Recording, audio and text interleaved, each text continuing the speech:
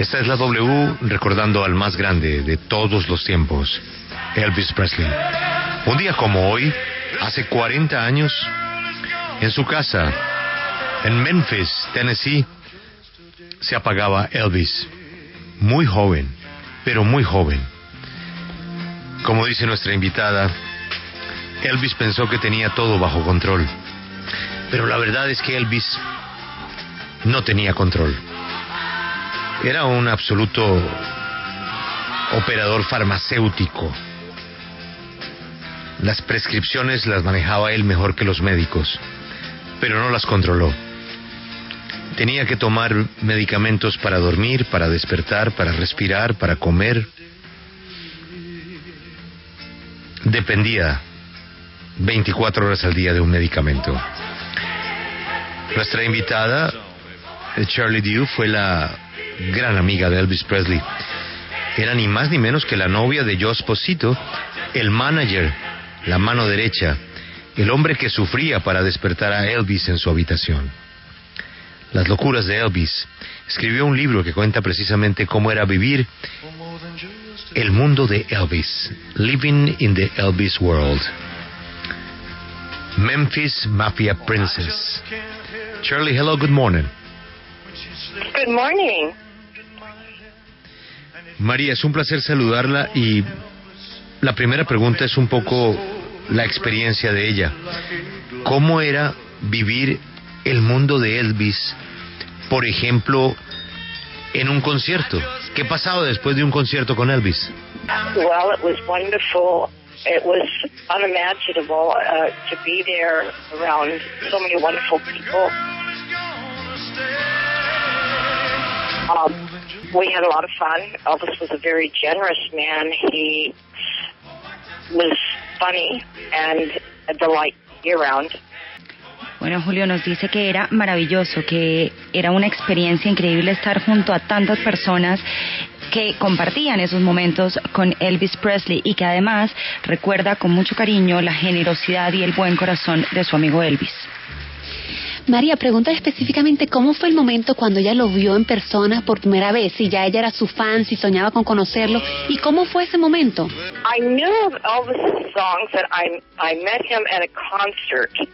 I met him through Joe Esposito, who I met first, and he took me backstage to meet Elvis. I don't want to say I wasn't a fan. I mean, I thought he was great, but I didn't know a whole lot about him at the time. I didn't know who Joe was when I first met him. He was just a very nice person that I had the pleasure of meeting, but I didn't know that he worked for Elvis until he told me.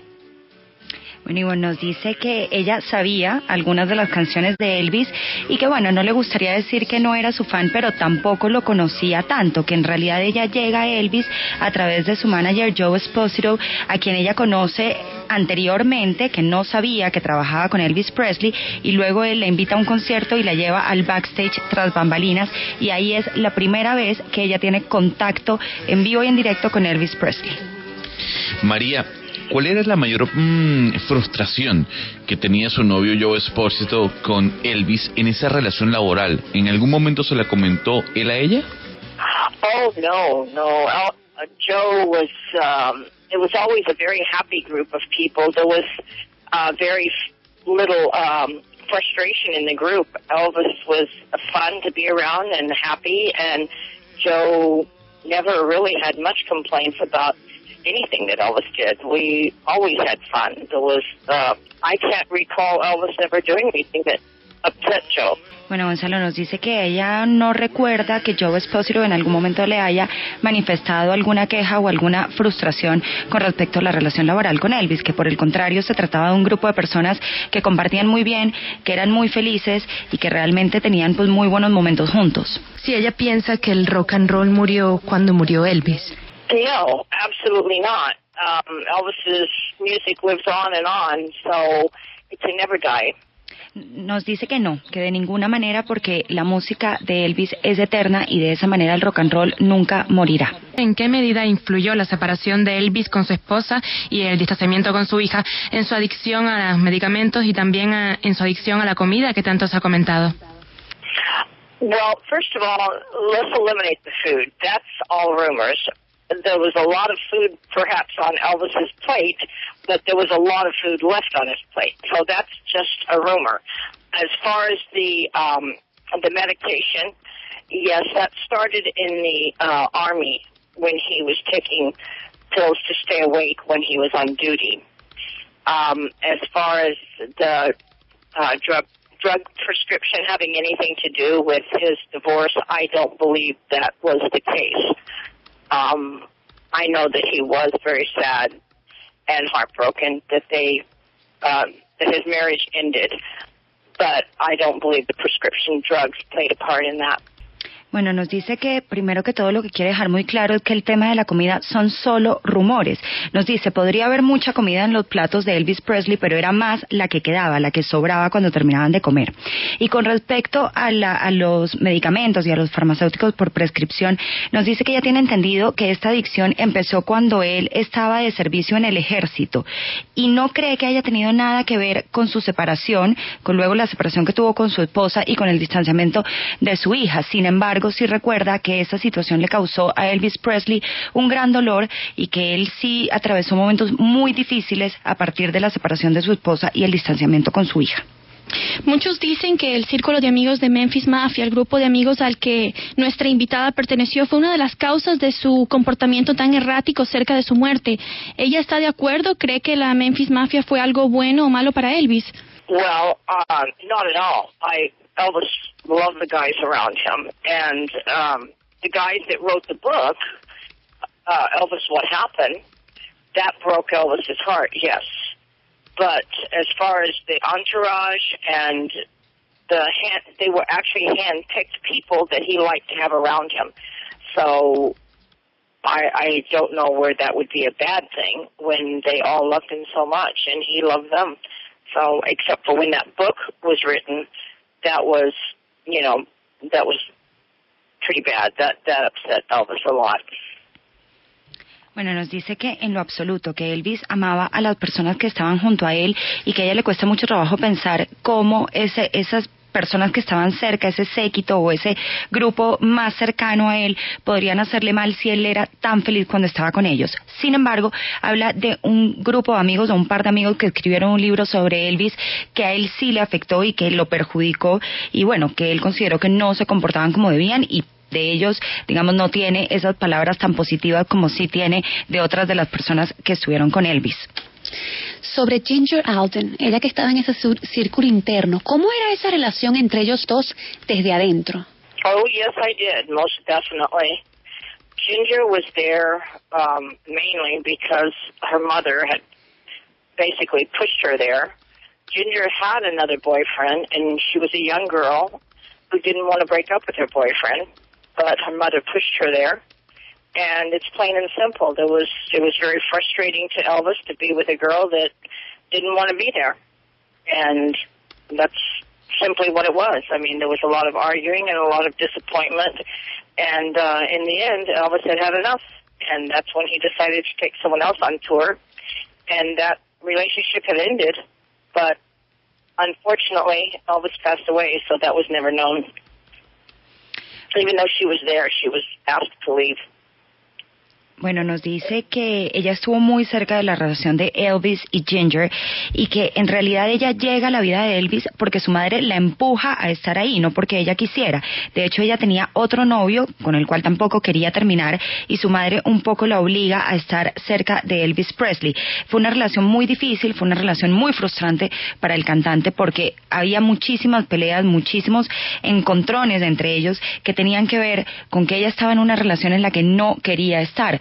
Luego, lamentablemente, bueno, Elvis murió y muchas de estas situaciones no se pudieron aclarar, pero básicamente nos cuenta que fue una relación muy tormentosa para el cantante. Yo quiero preguntarle sobre el tema de la comida, que ella dice que eso eran rumores.